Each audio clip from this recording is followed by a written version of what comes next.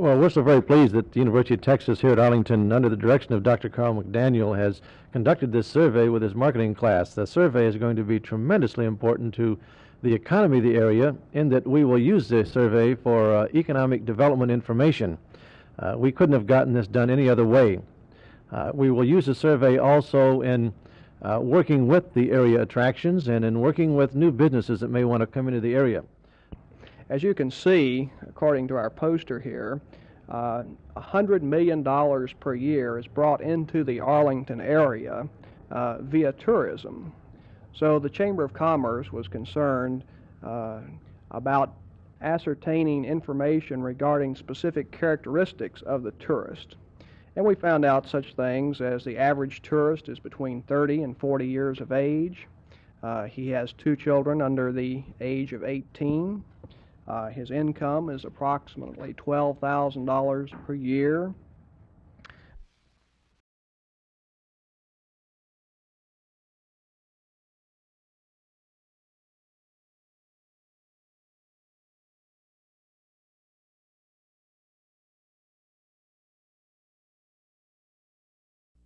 Well, I think they're good. They've got a lot of experience, and at the same time, they've got some young players that are trying to break into the starting lineup that has a chance to be good players also. So I'd be awfully disappointed if we don't have a good secondary. You think you'll have any opportunity to maybe get a rookie or two back there? Well, I think it would be extremely hard, really, for a rookie to break into our secondary. Now, he may, and you sort of hate to judge on just what you've seen 1 or 2 times when we had the rookies in, but they've got a tough job breaking into the secondary.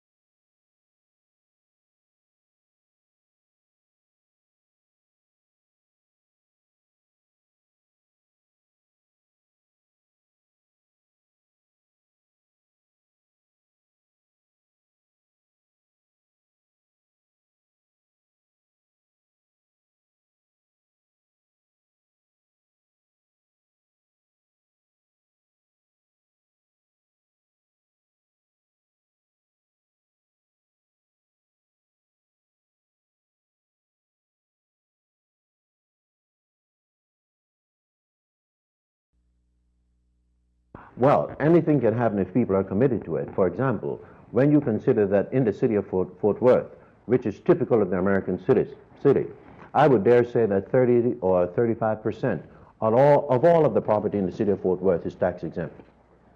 And tax exemption came in originally because churches and other fraternal groups and religious groups were making definite contributions to the society.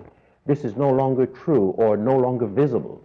It would seem to me, for example, that a letter of credit from any of the major denominations in the city of Fort Worth to any bank in Fort Worth should, for example, $25,000 or $50,000, which is far under what the average church has spent for its edifice, you see, would spin off $250,000 from any bank. So I'm saying the potential is here. Now, whether they're committed to do it or not is another question.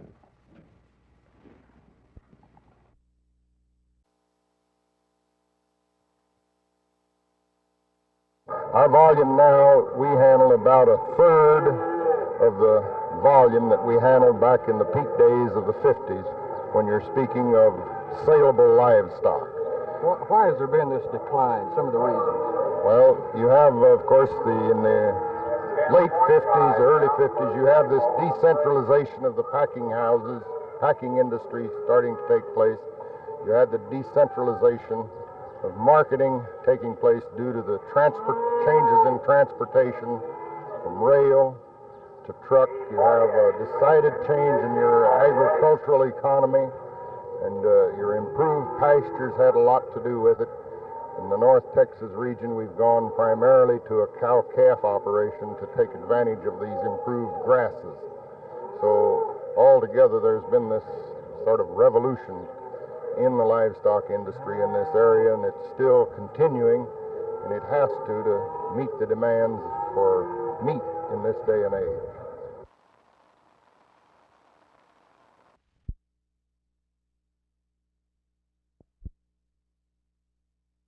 This program will entail approximately 1 hour of education and 1 hour of group therapy. We'll be using psychologists and master's degrees in education to conduct this program. The program is being developed by the Texas Commission on Alcoholism to have what they feel like would be a good curriculum to cover for these people. Now, in some instances, this program will be mandatory for the man that's been arrested the second time, and in some instances it won't be.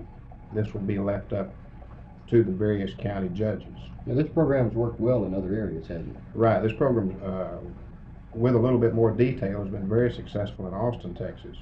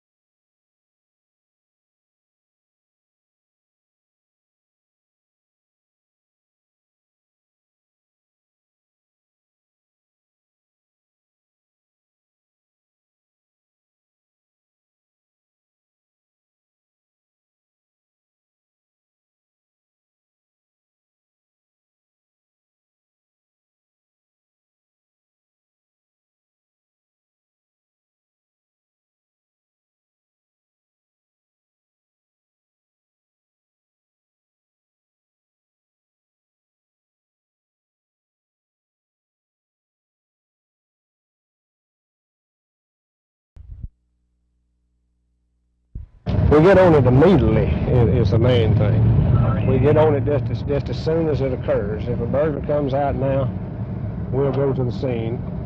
We'll assist the officer in any way that we can. Go ahead, creative. Follow up on any information that he has.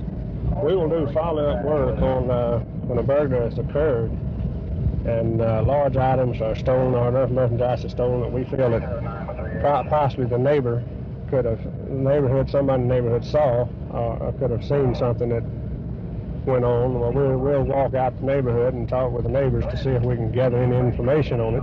This is our primary target here. This is where the 43 burglaries in the 130-day period in May, resident burglaries. It's a place mostly of apartment complexes or what? Yes, there is an awful lot of apartment complexes in these areas, and in a lot of cases these are extremely hard to work. A lot of your burglars live in the complex itself, and maybe he'll kick in a door just maybe 2 doors down from his own, and that's the way the merchandise never hits the street. We feel that if we can circulate around the fence, if we can just be around in the area enough that the people that buy this stolen property, that they'll slack off on the buying, then if we can keep the burglar himself and the merchandise together long enough that some squad's going to pick them up.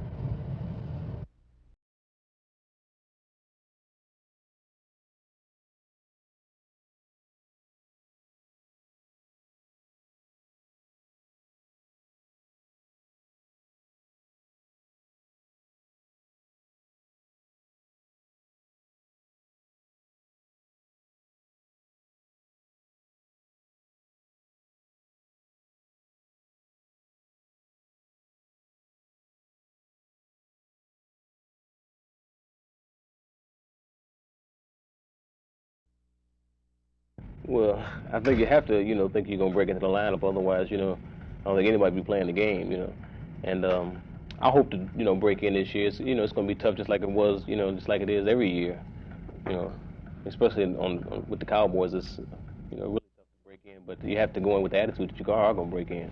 And how about your attitude? Well, after last year, coming off the knee injury, I didn't get a chance to do too much. I thought I started off real well, but, didn't finish up too well, So this year, I think I'm going to try to not as, move too fast this year. I think I'm going to try to just, go along with everything.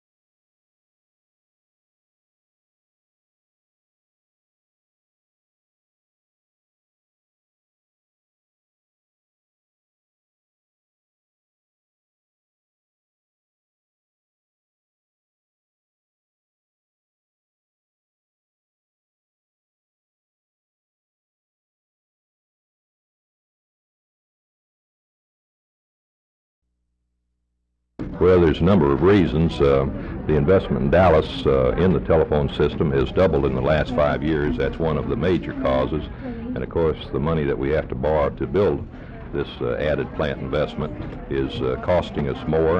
And of course, all expenses are going up, including taxes and wages, and the revenues just haven't kept pace.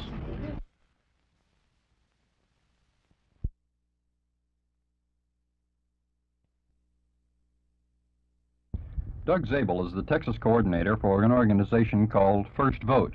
He, along with many volunteers, is trying to get out the under-21 vote as well as the black vote. Zabel says the nonprofit group is now canvassing in Dallas, registering voters just about however they can do it. And he says First Vote expects to get good results in Dallas using the house-to-house canvassing method. First Vote registrars will be able to reach thousands of young people, and many thousands more will be contacted when teams of deputies canvass door-to-door in apartment complexes and residential neighborhoods with large youth concentrations. In addition to registering young voters, First Vote registrars are also walking door-to-door in largely minority areas of the target cities. And these areas have been included in the program simply because the registration percentages have been traditionally much lower than the average for other areas of the cities. Currently, Dallas First Vote each evening is sending approximately equal-sized canvassing teams into white youth areas and into black areas of Dallas. Average results thus far have been approximately 400 new registrations a night. When the manpower situation allows, registration stations at shopping malls contribute anywhere from 50 to 100 registrations in a day, and beginning immediately, weekend registration at supermarkets, parks, and theater lines should add many more voters to the roll. At today's news conference, Mayor Wes Wise was lined up to simulate registering to vote, as well as two members of the Regional Advisory Board. Congressional candidate Alan Steelman, one of the advisors, was ready to pose his registration for the cameras, but the other board member from Dallas, Barefoot Sanders, failed to appear. Sanders is over 21 anyway. Phil Reynolds, Channel 8 News, on the move.